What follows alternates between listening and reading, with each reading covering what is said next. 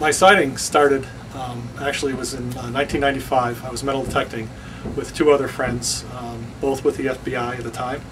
We had a great day of metal detecting down in Culpeper, Virginia. We spent a good morning and afternoon there, and on the way back we were walking along a logging road, and one of the agents basically brought out his arms and said, "Stop," and he pointed his left finger on his shoulder, and he said, "From the tip of my finger, 75 feet in behind that tree is a man." Both the gentlemen grabbed their sidearms, pointed to that tree. About 3 seconds later, we had this creature peer out from behind the tree. I got behind the two agents. About 2 or 3 seconds later, this 7-foot tall creature started running from our left to right. Pretty quick in its speed, didn't make any sound. It was running. You could see the large shoulders, muscles, everything. It was just an incredible sighting. It took a hard left turn, went down an embankment. We saw the back shoulder blades going back and forth, some discoloration in the hair color on the back. The whole sighting lasted about 12 seconds, but it's pretty much led me on this new hobby, which is pretty interesting. This is Eric Wills with Washington City Paper. I found William Dranginis, as many people do, by coming across his website. Dranginis is the president of the Virginia Bigfoot Field Research Organization. Since he saw Bigfoot 13 years ago, he's been trying to track the creature down. He investigates other people's sightings.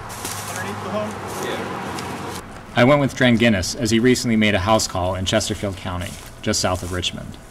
He met with a man who described something banging on the kitchen window at night and crashing through the woods. And he had potential evidence. Bigfoot hair. Take a look at it under the microscope? Sure. I can take some photographs of it too through the microscope and sort of compare it to what else is out there. Okay. Of known animals, also the possible Sasquatch hair we have. Dranginis designed surveillance systems for the Windermere Group, an Annapolis-based technology company. He's got some fancy high-tech equipment to track Bigfoot down.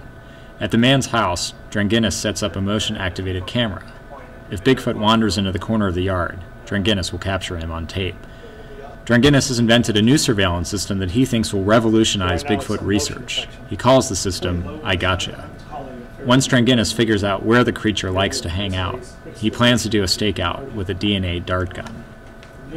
This is the DNA dart tip, which you can see is much larger. Lighting back, it's terrible around here. But the idea is it goes into the body, takes a little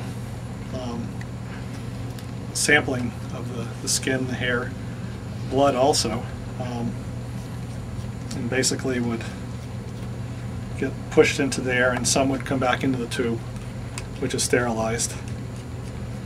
Normally this holds a charge and also the tranquilizer, so when it goes into the body it would push it out into the creature and then fall off. You may be among the skeptics who think Bigfoot is nothing more than a man in an ape suit, but Dranginis points to the evidence, the more than 200 sightings he's logged in Virginia, and the casts of Bigfoot prints. He's sure that one day he'll find the creature and prove the doubters wrong. Yeah, with the DC newspaper, I'm not sure what type of response I may get out of this one where, who knows? The men in black may be coming knocking at my door. Maybe some sightings will come from it. Past sightings, some historical sightings from years ago. Maybe someone has footprint tracks they've been keeping for years in their basement and really never knew what to do with it.